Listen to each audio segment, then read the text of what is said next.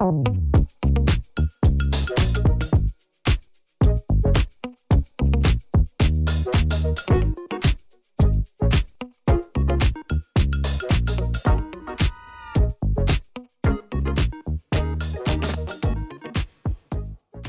I'm wondering, you've got a sales team and leads are perhaps not quite as fluid as we'd like them to be. Yeah. I'm sure you're not advocating them kind of sitting around. So saying, well, the leads haven't come in, so I've got no meetings this week.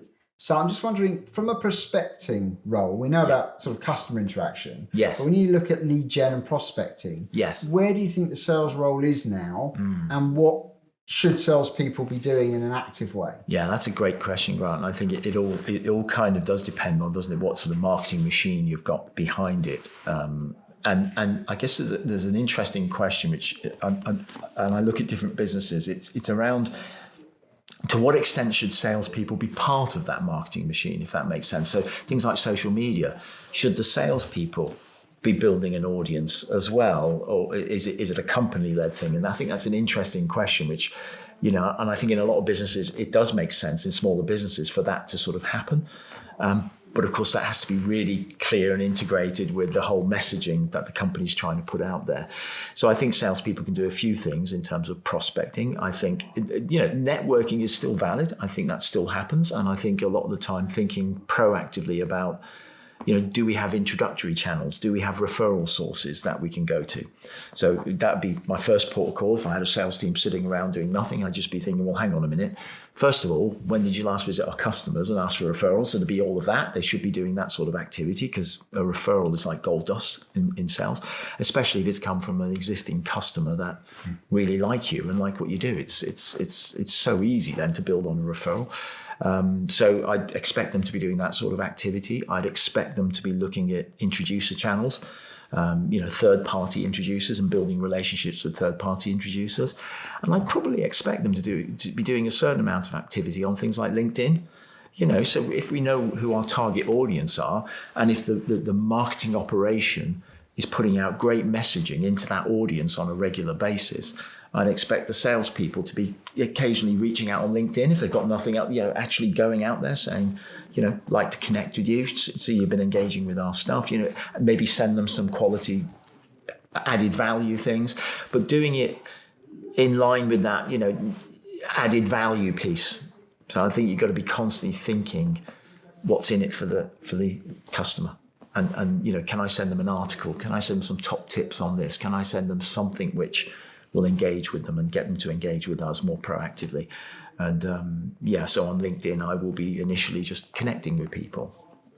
And then next stage might be, if you would be interested in having more information, let me send you more information. But it's doing it in that very gentle way, letting people come to you rather than banging on the doors, I think. In certain sectors, I think there's still a role for more that proactive. Yeah, let's send them a letter. Let's actually send them an email. Let's do it that way. But I think you've got to phrase it very intelligently. And I think you've got to add value, because otherwise, if all you're doing is pitching in an email, delete, that's all that's going to happen. And I think if you're cold calling, unlikely they're going to pick up the phone. So again, if you're going to leave a message, it better be a powerful message that you're going to leave that's going to engage them and make them think, yeah, actually, I'm going to give this person a call back. Intelligent prospecting, I suppose, is the way I describe it, rather than just blanket like the old days, just on the phones, blitzing a call list. Not sure that's a good use of salespeople's time.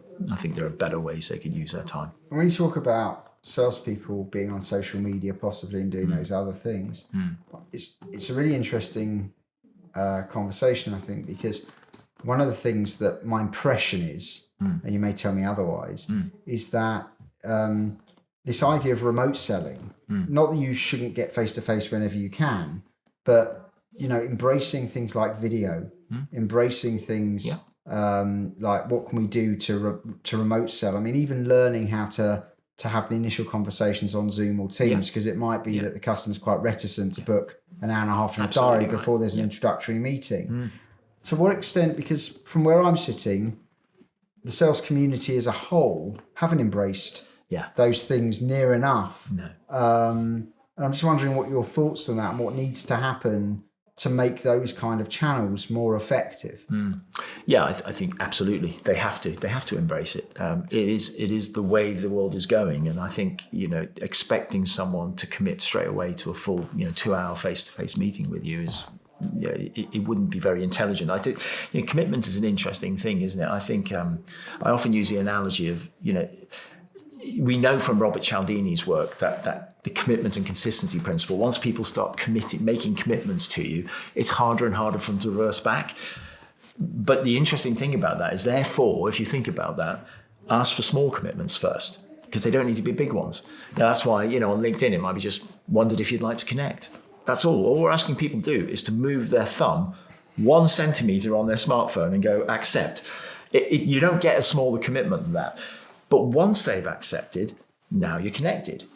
And now intelligently think about what's the next thing I can do to add value to this person and get them to commit to the next stage. So each stage is commit. I think of it in terms of, is this person are we building this person's commitment to engage with us constantly? Now, the final commitment, of course, we want is that they sign and buy our product or whatever. But in between that, there can be multiple mini commitments, and I think salespeople need to get really good at thinking about that. And yes, using social media, maybe just asking for a commitment for a 10-minute Zoom conversation or whatever, 10-minute phone call initially perhaps, and then a Zoom. There's all different ways of doing this. And I think, as a sales professional as well, you have to have all of those options available to you.